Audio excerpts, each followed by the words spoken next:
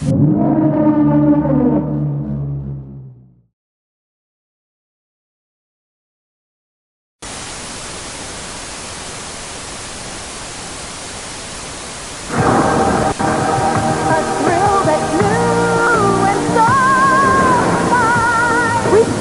believe that Washington has a Six Flags. They have two sleeping coasters. The Batman Fun Show is incredible. Wow. Looney Tunes Movie Town is just great. Yeah. And it's where Bugs live. Did I live here? Six Flags America rocks. Nice place you have here. Save up to $7 on Six Flags America.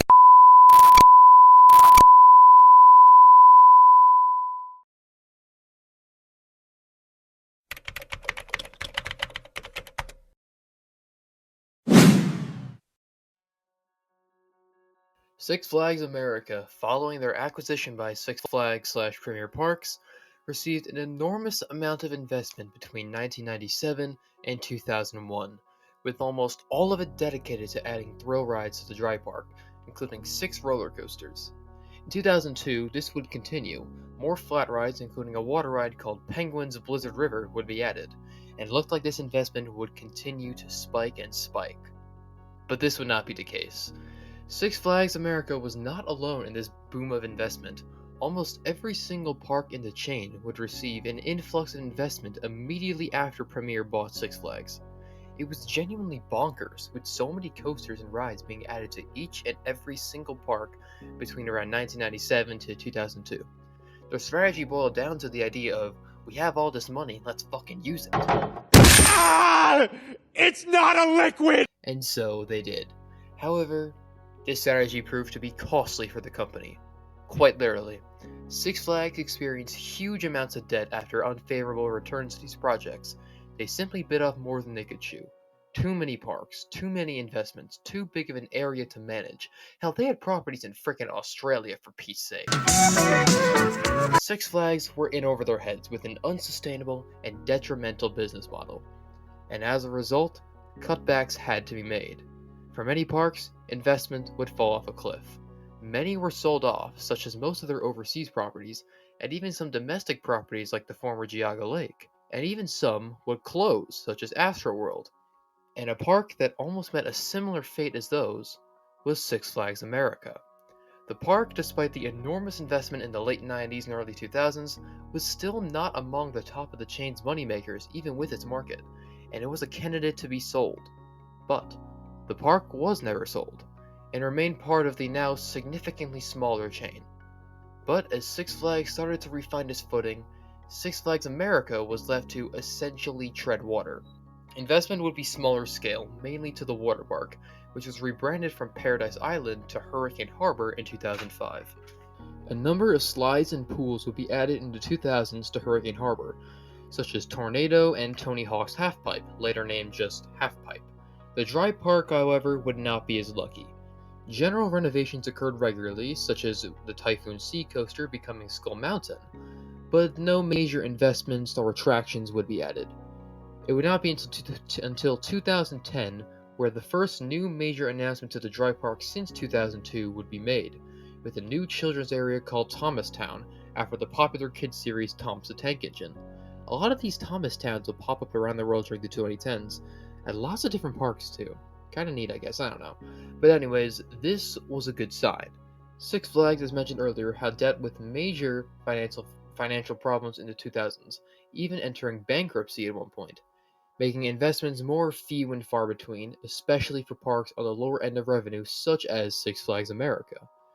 The park was in an interesting state. Attendance was mediocre, investment was low, and what had been built as a major thrill park had most of these major rides around, yes, but it had received little to no new thrill rides.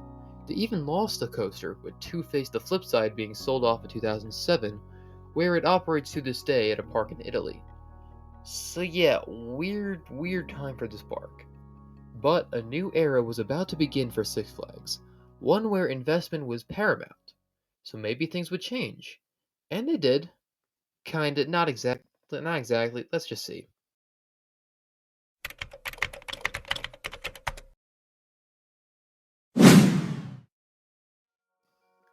In late 2010, Six Flags got rid of all non-Warner Brothers IPs, making the new Thomastown have to be rebranded to Whistle Stop Park, keeping the train theme just without the marketable characters.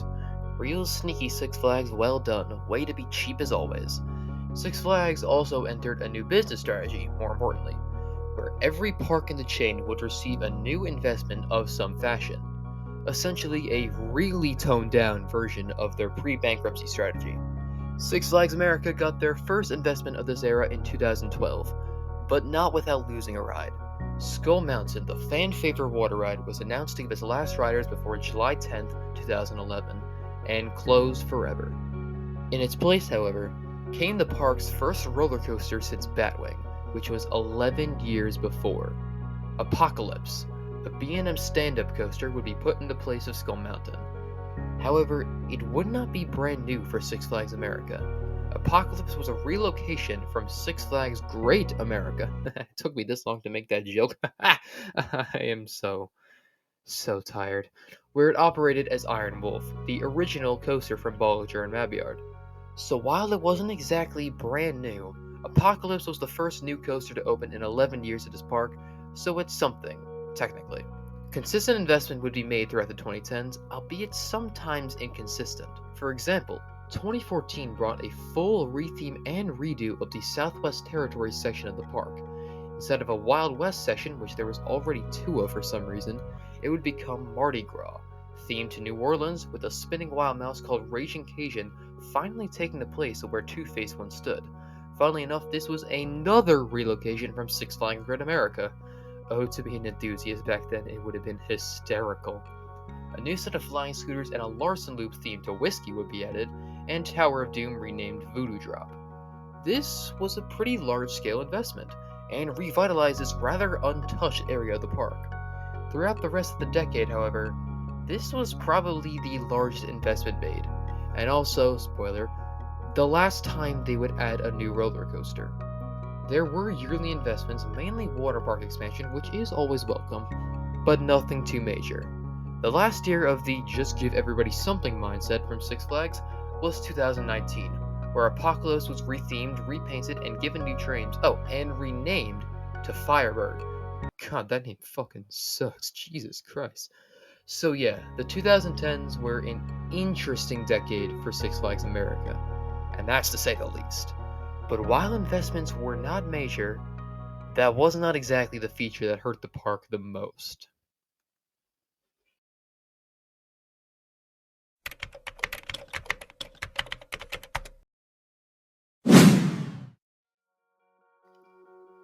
The park's image would decline year by year ever since the Six Flags purchase.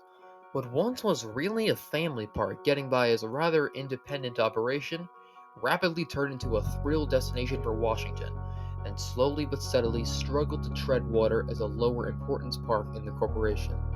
As time went on, Six Flags America and the chain itself would grow a reputation. What do you think of when Six Flags is spoken? You obviously think roller coasters, fun, and thrills, but there's kind of a connotation to it as well. Advertisements, cheapness, dirty, bad food, tacky, just overall not very nice. Teenagers, you get the picture. It's just a modern truth. Six Flags is not known for being this incredibly inviting place for families to spend time. Six Flags America fits this to a T. Operations and how the park was run overall were notoriously quite poor for decades before the park's closure. The park just didn't look nice. Rides were put with little rhyme or reason, landscaping was an afterthought, theming even more so. Food and services in general were not great. It was just not a good atmosphere, especially for families. And if there's one thing amusement parks love, it's families, because that is where the money is. Parks aren't looking to sell season passes to teenagers as their main source of revenue. They want to sell day tickets to families. They don't want to sell dining passes to parents who would then give to their kids, who in turn have season passes for basically free babysitting. They want to sell $18 slices of pizza and fries to the 7-year-old who's with their family. And unfortunately, with the image and just lack of investment in the park over the years, it really became more of those first options. Six Flags America had a reputation as one of the worst Six Flags parks, even with the new parks coming into the chain.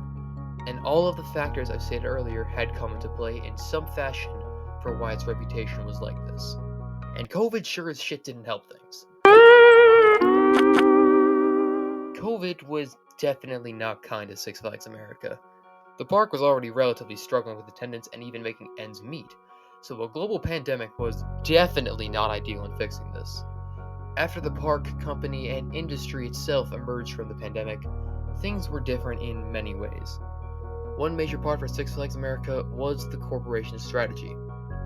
The days of each park getting something new were done, and a more conservative model was taken with Sully Masul in charge. So now, after an era with already small, albeit consistent investment, it was about to get slow for Six Flags America. The only real investment made was a revamp of the Coyote Creek into Steamtown, converting the Wild West area to a steampunk-themed town, adding a Zamparian Nebulas, redoing the old Mind Racer into Professor Screamore Skywinder, and retheming the Rapid Ride to Quantum Canyon Rapids, as well as just an overall redo of the buildings and shops. From what I had seen and from what people had said, it was actually pretty well done, and yet it was all for naught. This area would only exist for just over a year, as now we reach the end times.